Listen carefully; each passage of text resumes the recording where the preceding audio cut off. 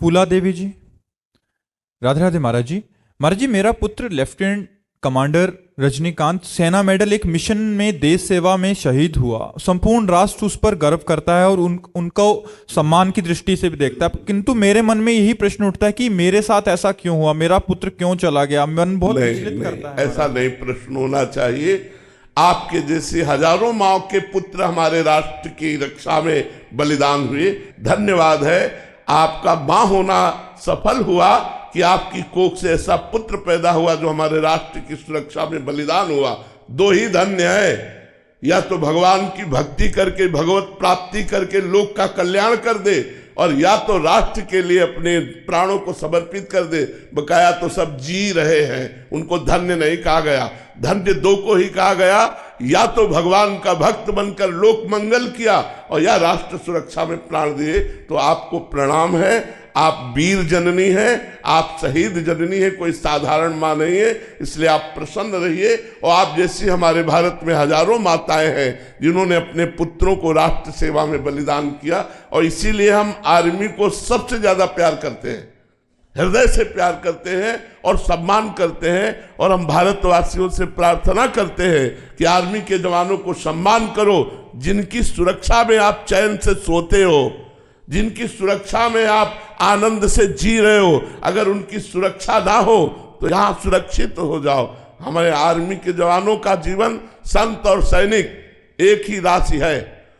एक संत जैसे कठोर से कठोर तपस्या करके जगत मंगल करता है, ऐसे कड़े से कड़े शासन में, कड़ी से कड़ी सर्दी गर्मी धूप में ये सब कुछ सहते हुए हमारे राष्ट्र की सुरक्षा में। इसलिए हम प्रणाम करते हैं आर्मी के जवानों को, और सब भारतवासियों से प्रार्थना करते हैं कि वो सम्मान की दृष्टि से देखें, नौकर की दृष्टि से नहीं।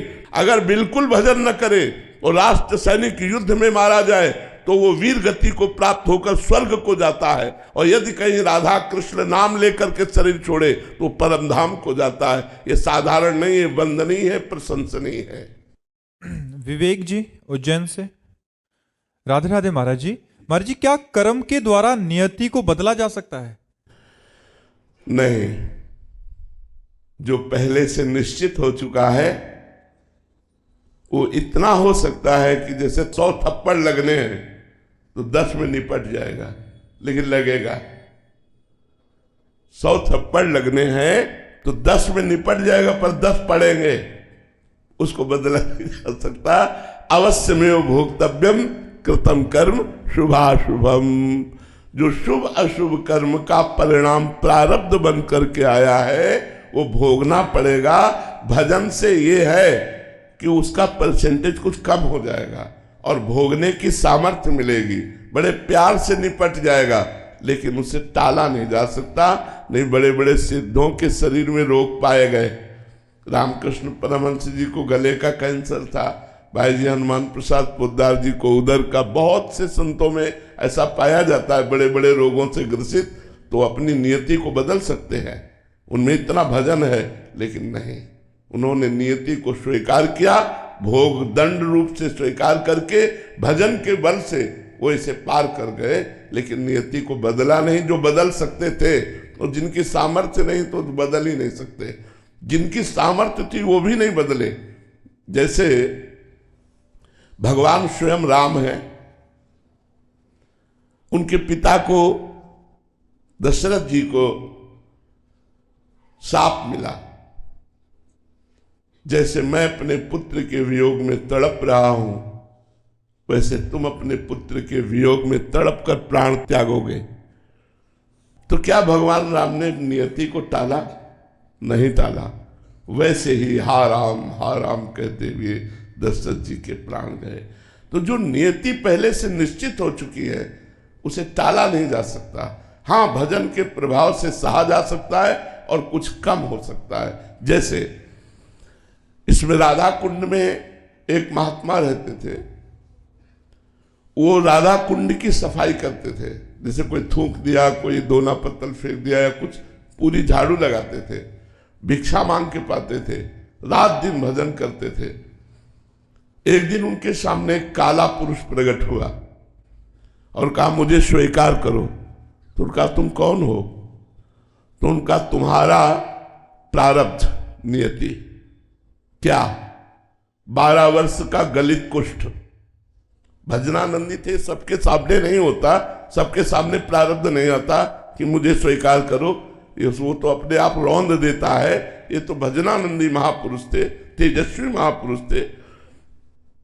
उन्होंने कहा 12 वर्ष का हमारे पास समय नहीं है कि मैं 12 वर्ष कुष्ठ को लाद के बैठूं। राधा कुंड की सेवा है, संतों की सेवा है, हमारा नियम है। दूसरे दिन फिर प्रारब्ध आया। कहा बाबा स्वीकार तो करना पड़ेगा, हम रात दिन लगा करके उसे 6 वर्ष में कर देते हैं। उनका 6 वर्ष भी हमारे टाइम नहीं। आखिरी में 1 महीना कहा, बोले हमारे पास 1 महीना भी टाइम नहीं। तो उसने कहा 24 घंटे तो भोगना ही पड़ेगा। बोले स्वीकार है। 12 वर्ष का गलित कुष्ठ 24 घंटे में। कहा मैं 12 वर्ष का कष्ट 24 घंटे में दूंगा, कोई औषधि नहीं, कोई सेवक नहीं। उनका शर्त स्वीकार है। और एक कोठरी में बैठ गए और शिष्यों से कहा कोई भी अब दरवाजा खटखटाना नहीं, मैं चाहे जितना चिल्लाऊं, कोई औषधि नहीं, कोई हमें डिस्टर्ब मत करना, 24 घंटे बाद हम निकलेंगे। जे ही कहा आ जाओ तो पूरा शरीर सड़ गया, चिल्लाते रहे राधा राधा राधा राधा राधा राधा। 24 घंटे के बाद अपने आप गलित कुष्ठ खत्म हुआ और वो स्वर्ण जैसे चमकते हुए बाहर निकल आए। तो ये भजन के प्रताप कि 12 वर्ष का गलित कुष्ठ उनका 24 घंटे में कट गया, लेकिन भोगना पड़ा। अवश्य में भोक्तव्यम कृतम कर्म शुभाशुभम।